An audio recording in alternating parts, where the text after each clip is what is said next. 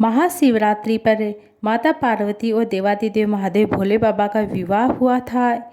इसी दिन भगवान शिव ने गृहस्थ जीवन में प्रवेश किया था। महाशिवरात्रि के दिन भगवान शिव का पूजन, उनका जलाभिषेक किया जाता है, रुद्राभिषेक किया जाता है। विशेष पुण्यदायी होता है। मान्यताओं के अनुसार इस दिन शिवलिंग का जलाभिषेक करने से या रुद्राभिषेक करने से भगवान शिव का आशीर्वाद प्राप्त होता है और तमाम जो भी दुख होते हैं, जो भी कष्ट संकट होते हैं, वह दूर होते हैं और मनोकामनाएं पूर्ण होती हैं।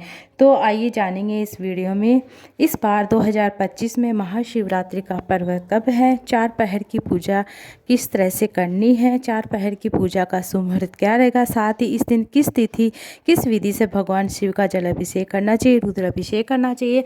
हिंदू पंचांग के अनुसार फागुन महीने की कृष्ण पक्ष की चतुर्दशी तिथि 26 फरवरी दिन बुधवार को सुबह 11:09 से प्रारंभ होगी, जिसकी समाप्ति 27 फरवरी गुरुवार को सुबह 8:54 पर होगी।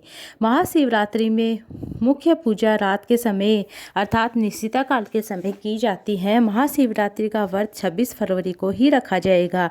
इसी दिन भगवान शिव का पूजन किया जाएगा, रुद्राभिषेक जलाभिषेक किया जाएगा। महाशिवरात्रि के दिन भगवान शिव का जलाभिषेक या रुद्राभिषेक करना बहुत ही शुभ माना जाता है। ब्रह्म मुहूर्त में करने से बहुत ही अच्छा फल प्राप्त होता है। इस दिन भगवान शिव का जलाभिषेक करने से, रुद्राभिषेक करने से मतलब सभी मनोकामनाएं पूर्ण होती है। इस दिन आप सुबह 6:48 से 9:41 के बीच में, ब्रह्म मुहूर्त के बीच में आप शिव पूजा कर सकते हैं। वह शिवलिंग का जलाभिषेक कर सकते हैं, भगवान शिव का जलाभिषेक कर सकते हैं। अगर आप किसी कारण से सुबह के समय जलाभिषेक नहीं कर पाते हैं तो आप उसके बाद आप 11:07 से लेकर 12:35 के बीच में कर सकते हैं शिवलिंग पर जलाभिषेक।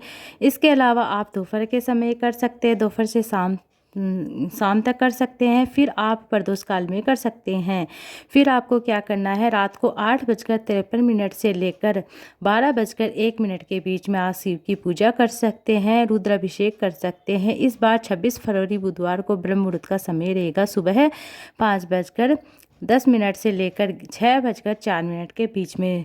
सूर्योदय का मुहूर्त रहेगा, सूर्योदय होगा इस दिन सुबह 6:52 पर, सूर्यास्त होगा शाम 6:10 पर। इस बार महाशिवरात्रि का महापर्व दुर्लभ और शुभ योग पड़ रहा है। इसमें शिव योग पड़ रहा है, सिद्ध योग पड़ रहा है। शिव योग रात 11:41 तक रहेगा, उसके बाद सिद्ध योग प्रारंभ हो जाएगा। अमृतकाल का समय इस दिन रहने वाला है सुबह 6:10 से 7:31 के बीच में। राहु काल का समय जो सभी ऐसे मुहूर्तों में गिना जाता है वह दोपहर 3 बजे से यह दोपहर 1 बजे से 3 बजे तक रहेगा। इसके अलावा इस बार महाशिवरात्रि के इस दिन भद्रा का भी योग रहेगा। भद्रा का योग सुबह है 11:08 से लेकर रात 10:05 तक रहेगा।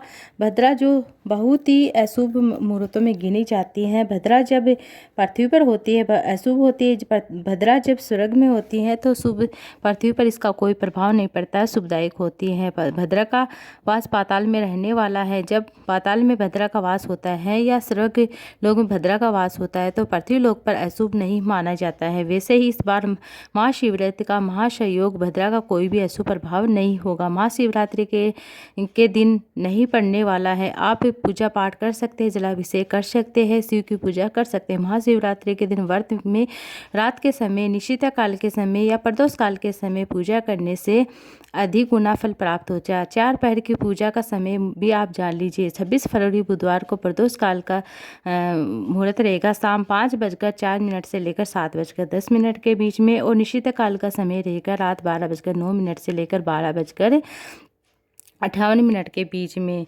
और जो भक्त महाशिवरात्रि का व्रत रखेंगे ये मैंने जो महाशिवरात्रि के व्रत में निश्चित काल के जो शुभ मुहूर्त बताए इस दिन आप पूजा अवश्य करें।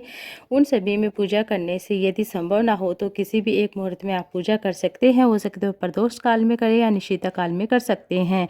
रुद्राभिषेक करना बहुत ही फलदायी होता है। अब जानिए 4 पहर की पूजा का शुभ मुहूर्त जान लीजिए। शाम 6:19 से लेकर आप 9:15 के बीच में आप निशिता काल का जो प्रथम पहर का पूजा का शुभ मुहूर्त है वह इस समय आप पूजा कर सकते हैं। इस समय के बीच में दूसरे पहर की पूजा का शुभ मुहूर्त रहेगा 9:15 के बाद आप 12:34 के बीच में कर सकते हैं। तीसरे पहर की पूजा का शुभ मुहूर्त रहेगा मध्य रात्रि 12:34 से लेकर अगली सुबह 27 फरवरी को सुबह 3:40 के बीच में कर सकते हैं। अंतिम 4 पहर की पूजा का मुहूर्त रहेगा वह 3:40 से लेकर सुबह 6:45 के बीच में कर सकते हैं। महाशिवरात्रि में चतुर्थिथि की मध्य रात्रि से लेकर अगले दिन सुबह पूजा की जाती है।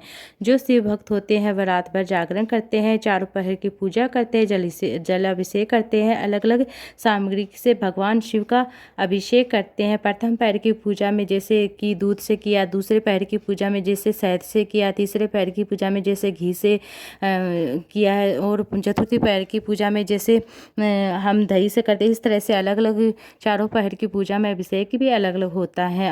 उसका वीडियो में लेकर आऊँगी तो आप उसे भी जरूर से देखिएगा। प्रथम पहर और अंतिम पहर में भी पूजा कर सकते हैं। महाशिवरात्रि में सारा दिन व्रत रखकर अगले दिन जल चढ़ाने के बाद भगवान देवादिदेव महादेव भोले बाबा की पूजा करने के बाद 26 फरवरी को शिवरात्रि है और 27 फरवरी के दिन आप व्रत खोल सकते हैं।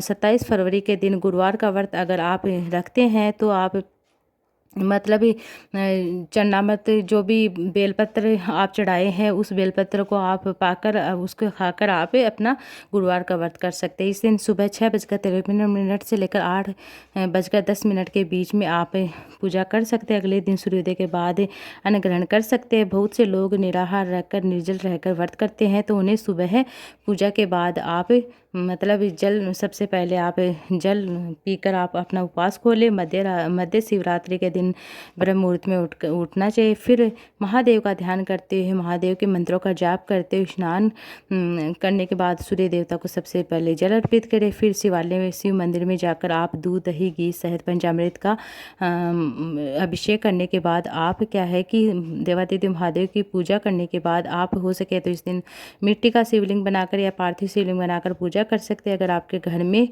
शिवलिंग है तो वहाँ पूजा कर सकते हैं। शिवालय में जरूर जाए। इसके बाद अक्षत, मोली, चंदन, बेलपत्र, सुपारी, पान, मौसमी फल है वो देवादिदेव महादेव को अर्पित करें और आरती करें। नारियल के जल से अभिषेक करें।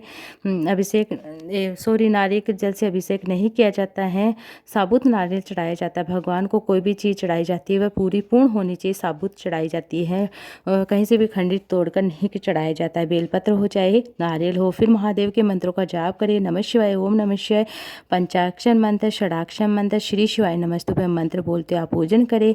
और आपको क्या करना, आप देवादिदेव महादेव भोले बाबा की आधी फेरी लगाई जाती है। पूरी नाली को लांघकर नहीं जाता है, पूरी परिक्रमा नहीं होती, आधी परिक्रमा ही होती है। जलाधारी को लांघकर नहीं जाना चाहिए, इस बात को आपको विशेष तौर पर ध्यान रखना है। और अंत में आप कपूर या धूप दीप लगाकर आप आरती करें। आरती के दौरान आप आरती अवश्य पढ़ें। देवादिदेव महादेव हो सके तो आज के दिन आप जागरण जरूर करें। और कहा जाता है कि जो भी कामना होती है देवादिदेव महादेव भोले बाबा उस कामना को अति शीघ्र पूर्ण करते हैं, रोगों से मुक्ति दिलाते हैं। महामृत्युंजय का मंत्र का जाप कर सकते हैं, शिव स्तुति कर सकते हैं, माता पार्वती का पूजन करें। जो कुंवारी कन्याएं देवादिदेव महादेव भोले बाबा माता पार्वती का पूजन करते हैं उनके दाम्पत्य जीवन मतलब जीवन साथी अच्छा मिलता है और दाम्पत्य जीवन सुख में बना रहता है। इस तरह से आपको इस तरह से महाशिवरात्रि के ऊपर पूजन कर लेना है। ये थी वीडियो। उम्मीद है आपको अच्छी वीडियो चलेगी तो वीडियो को लाइक ज़्यादा से ज़्यादा शेयर कीजिएगा।